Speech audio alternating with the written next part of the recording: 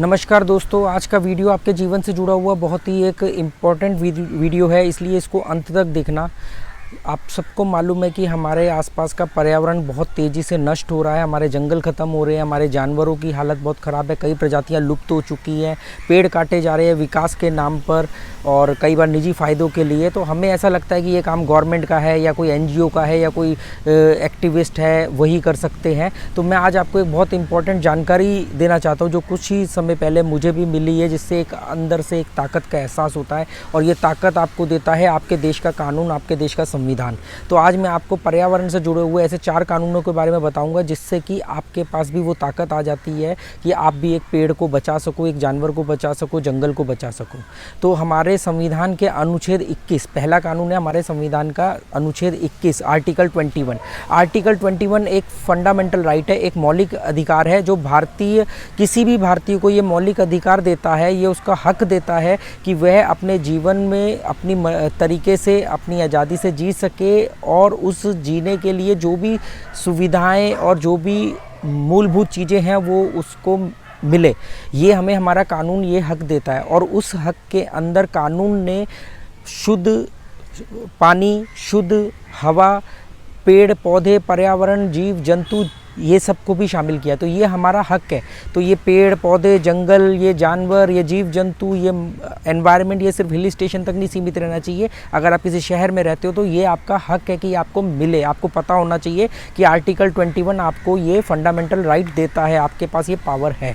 दूसरा कानून है हमारा आर्टिकल 48A, संविधान का अनुच्छेद 48A। ये एक स्टेट के लिए कानून है, ये स्टेट के लिए स्टेट पॉलिसी है। इसमें हर राज्य को ये कहा गया है, देश और राज्य को, कि जब भी वो कोई विकास के लिए कोई नीति बनाए, कोई भी ऐसे डेवलपमेंट का काम करे, तो उसे इस बात का बहुत ही ज़रूरी और विशेष तौर पे ख्याल रखना पड़ेगा कि जो जंगल है, जो जीव जंतु है, जो पर्यावरण है, वो डिस्टर्ब ना हो, ताकि जो आर्टिकल 21 के बारे में हमने बात करी वो लोगों को उसका मौलिक अधिकार मिलता रहे।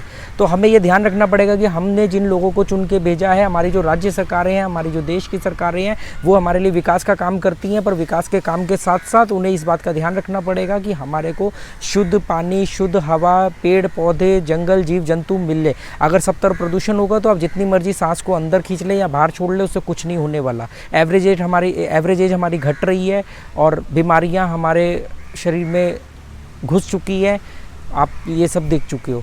तीसरा कानून है हमारा आर्टिकल 51AG। आर्टिकल 51AG बहुत ही एक इम्पॉर्टेंट कानून सभी इम्पॉर्टेंट है, पर मैं इस पे इसलिए जोर दे रहा हूँ क्योंकि अभी तक आपने देखा होगा हम राइट्स की बात करते हैं, हम हक की बात करते हैं कि हमारा हक क्या है, हम ड्यूटी की बात नहीं करते, हमारा कर्तव्य की बात नहीं करते। तो हमारे जो संविधान में जो संशोधन किया गया, उस संशोधन के अंदर इसको ऐड किया गया, ये संशोधन किया गया कि लोगों की अपनी ड्यूटी भी होनी चाहिए, उनका अपना कर्तव्य भी होना चाहिए। खाली गवर्नमेंट के ऊपर या किसी संस्था के ऊपर छोड़ करके वो चुप नहीं बैठ सकते।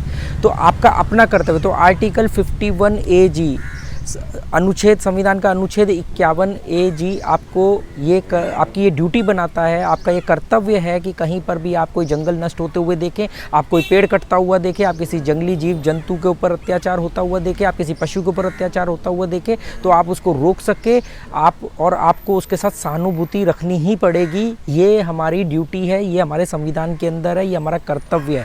तो आप ये सोच करके कभी पीछे मत हटना कि यार ये मेरी ड्यूटी नहीं है, आपको सहानुभूति रखनी पड़ेगी। ये संविधान के अंदर ये बात उन्होंने कही गई है, हमारे संविधान में ये ऐड है। और चौथे नंबर पे हमारा एक कानून आता है आर्टिकल 253, संविधान का अनुच्छेद 253।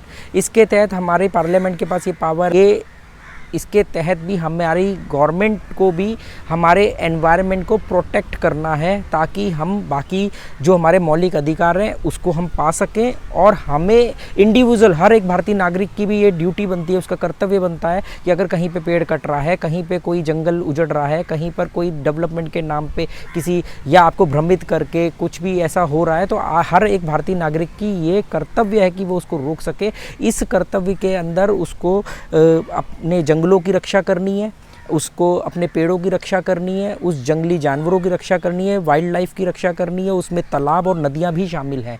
इसकी डिटेल के लिए आपको 5-10 मिनट अपने सोशल मीडिया पे आप रिसर्च करोगे, गूगल के ऊपर जाओगे, आपको यूट्यूब के ऊपर बहुत बड़े बड़े वकीलों ने इन कानूनों को बहुत बेहतर तरीके से समझाया है। तो अब मैं आपको ये बताना चाह रहा हूँ, ये वीडियो का मेरा मकसद यही था कि आपको मालूम पड़ जाए कि कानूनी तौर पे भी आपका हक भी है और आपका कर्तव्य भी है। आप खाली हक की बात करके चुप नहीं बैठ सकते। आपकी ड्यूटी बनती है कि अगर आपके आसपास किसी जानवर के ऊपर अत्याचार हो रहा है, किसी को पेड़ काटे जा रहे हैं, कुछ भी हो रहा है, तो आप उसको प्रोटेक्ट कर सको। इसमें पशु भी शामिल हैं, जो हम निजी तौर पे जो पशु अपने आसपास रखते हैं, जीव जंगली जानवर हैं, जंतु हैं, और हमारे तो जंगल है ही हैं। तो आप ये जानकारी को ज़्यादा से ज़्यादा लोगों तक पहुँचाएँ। अगर आपको भी ये जानकारी मिली है तो मेरा ये वीडियो बनाने का मकसद पूरा होता है। धन्यवाद।